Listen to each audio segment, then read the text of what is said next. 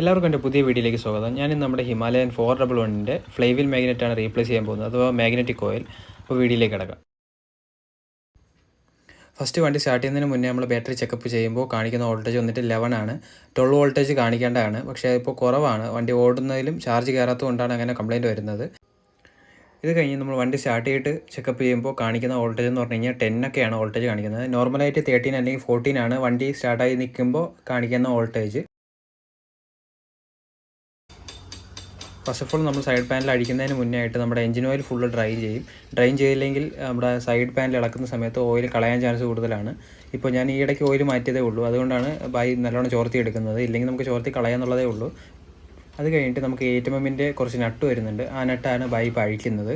അത് കഴിഞ്ഞിട്ട് നമുക്ക് റിമൂവ് ചെയ്യേണ്ടത് നമ്മുടെ ഗിയർ പെഡലിൻ്റെ നട്ടാണ്. അത് 10mm ആണ് അത് വരുന്നത്. അത് റിമൂവ് ചെയ്താൽ മാത്രമേ നമുക്ക് ഈ സൈഡ് പാനൽ ഈസി ആയിട്ട് അഴിച്ചെടുക്കാൻ കഴിയുള്ളൂ. അതാണ് ഇപ്പോൾ അഴിക്കുന്നത്. അത് അഴിക്കുമ്പോൾ തന്നെ നമുക്ക് സൈഡ് പാനൽ ഈസി ആയിട്ട് ഊരാനായിട്ട് സാധിക്കും.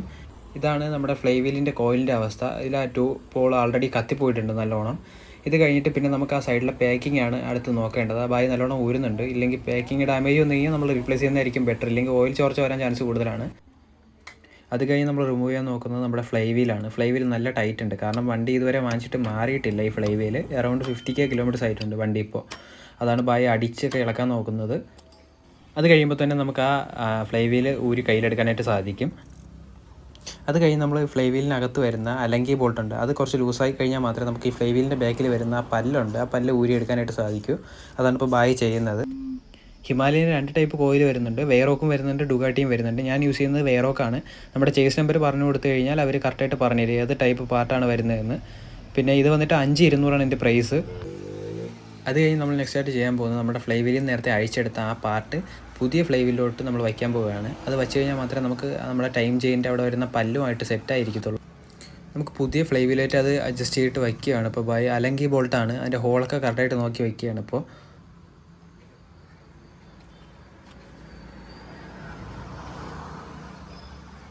അത് കഴിഞ്ഞ് നമ്മൾ നേരത്തെ ഇളക്കി വെച്ച അലങ്കി ബോൾട്ട് തിരിച്ച് ഇടുകയാണ്.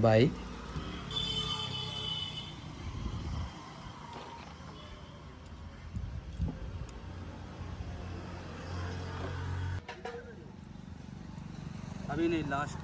हाँ, पर परफेक्ट फिटिंग करना पड़ेगा ना। ओके।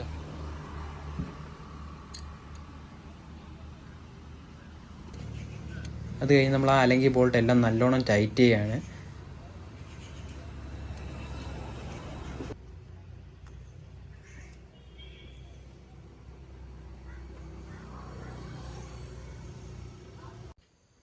അത് കഴിഞ്ഞ് ഫ്ലൈ വീൽ തിരിച്ച് വയ്ക്കുകയാണ്. നമ്മൾ നേരത്തെ ഇരുന്ന അതേ പൊസിഷനിലോട്ട് കിട്ടാൻ വേണ്ടിയിട്ടാണ് കറക്കി വയ്ക്കുന്നത്.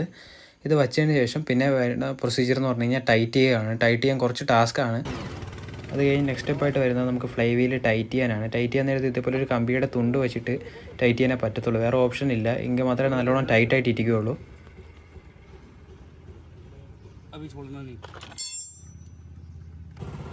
അത് കഴിഞ്ഞ് നേരത്തെ ഫിറ്റ് ചെയ്ത അല്ലെങ്കിൽ ബോൾട്ട് ഒന്നുകൂടെ ഒന്ന് ടൈറ്റ് ചെയ്യാണ്.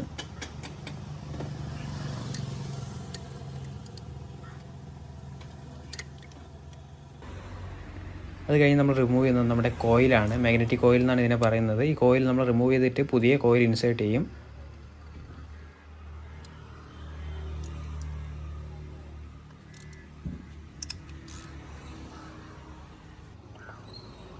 അത് കഴിഞ്ഞിട്ട് നമ്മുടെ പുതിയ മാഗ്നറ്റിക് കോയിൽ വയ്ക്കുന്നതാണ് ഇപ്പോൾ കാണുന്നത്.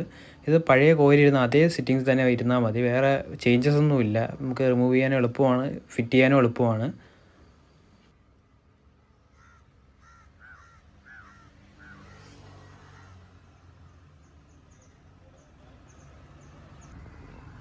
അത് കഴിഞ്ഞ് നമ്മൾ അലങ്കി ബോൾട്ട് അഴിച്ചെടുത്തതെല്ലാം തിരിച്ചിട്ട് ഫിറ്റ് ചെയ്യുകയാണ്.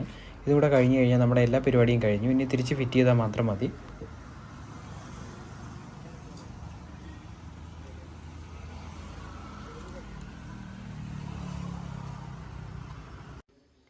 നമ്മളിതെല്ലാം തിരിച്ച് കയറ്റാൻ പോവുകയാണ്. തിരിച്ച് കയറ്റുന്ന സമയത്ത് ഫസ്റ്റ് പാക്കിംഗ് ആണ് ഇടുന്നത്. പാക്കിംഗ് ഇട്ടിട്ട് വയ്ക്കത്തുള്ളൂ, കാരണം ഇല്ലെങ്കിൽ ഓയിൽ സീൽ ലീക്ക് വരാൻ ചാൻസ് കൂടുതലാണ്. ഇത് കഴിഞ്ഞിട്ട് നമ്മുടെ ആ സൈഡ് പാനലെല്ലാം അങ്ങ് ഫിറ്റ് ചെയ്യും. ഫിറ്റ് ചെയ്തതിന് ശേഷം ടൈറ്റ് ചെയ്യേണ്ട പരിപാടിയാണ് ഇനി കാണുന്നത്.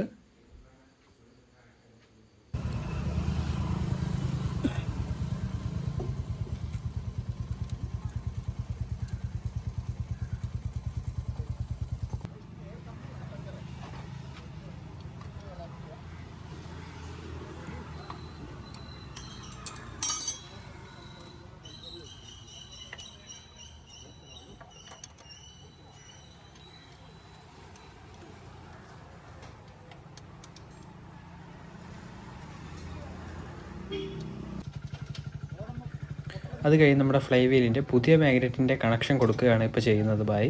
ഇത് നമ്മുടെ പഴയ ആ സോക്കറ്റ് തന്നെ തിരിച്ച് കൊടുത്താൽ മതി, വേറെ പുതിയ കണക്ഷൻ ഒന്നും ആവശ്യമില്ല.